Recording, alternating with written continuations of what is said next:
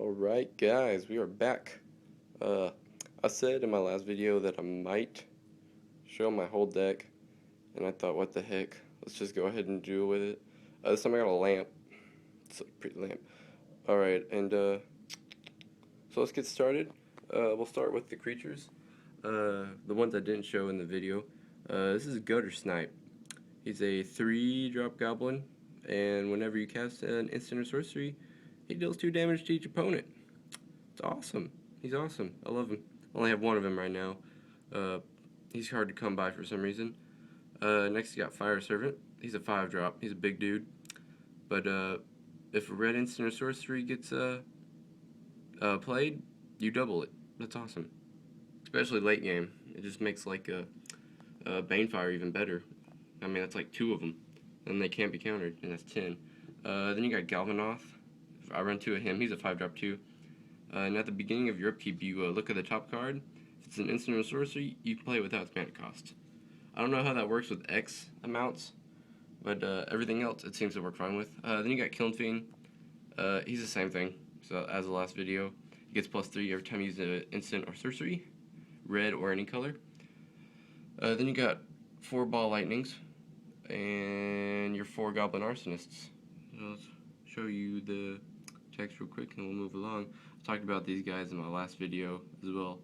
So those are the creatures. As you see, we don't run as many creatures as we do spells. This is a whole spell line. Then we got 4 lightning bolts, deal 3 damage to target creature player. I run 2 Thunderous Wraths.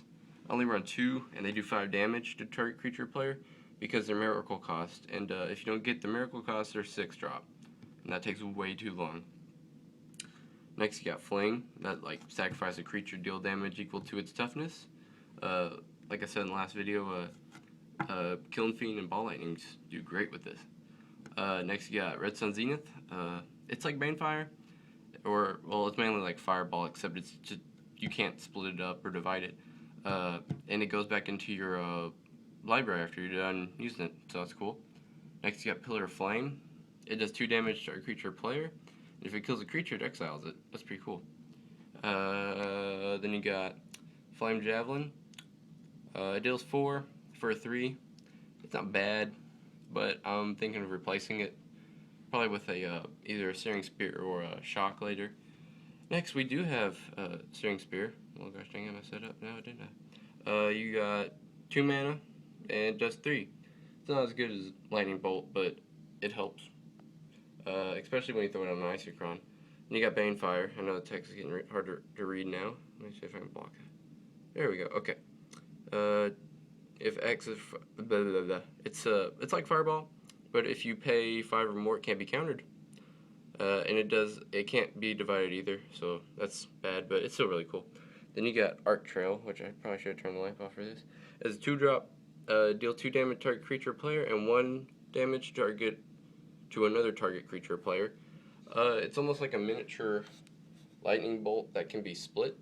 It's like Searing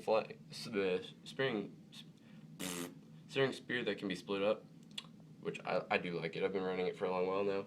Next you got, well, there's 2 here, but they do exactly the same thing. Here you have Increasing Vengeance. Okay. It's copy instant or sorcery spell, and if you flashback it, you copy it twice. So that's why I run it. Next you got Reverberate. Same thing as Increasing Vengeance, but you can't flash it back. Then you got Flame Slash. I only run 2. It's creature control. Only does 4 damage to target creature. And then on your end we have 1 flash or 1 shock, 2 damage target creature player. Awesome. Then we got Esperon Scepter. Yeah.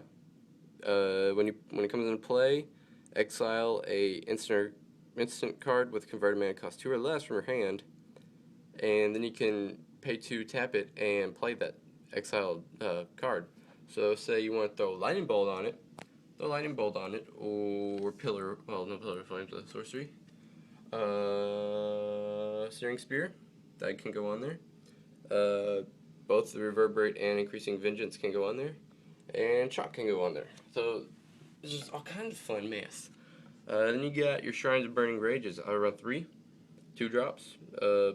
You put a charge on them every time you play a red spell, which with burn, again, that's everything. Everything's red except your lands, and everything's a red spell.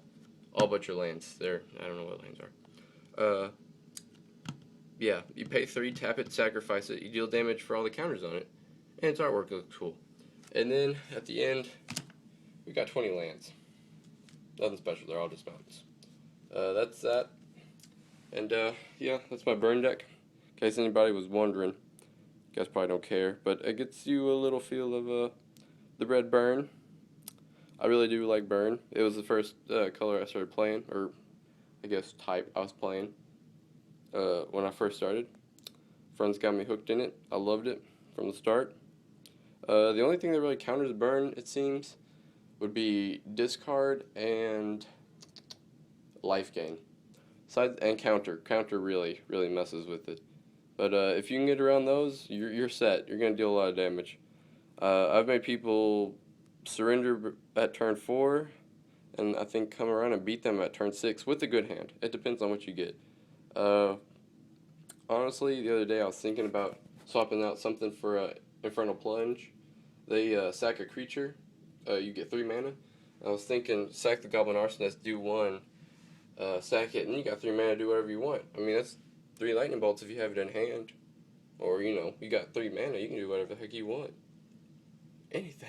Alright, thanks for watching, guys. I'll come out with another video, maybe, if this gets enough views or likes, or maybe someone will be like, stop it, you're dumb, and just tell me off. So, thanks for watching, though, guys. I really like doing this, and I hope I can make something out of it. Thanks.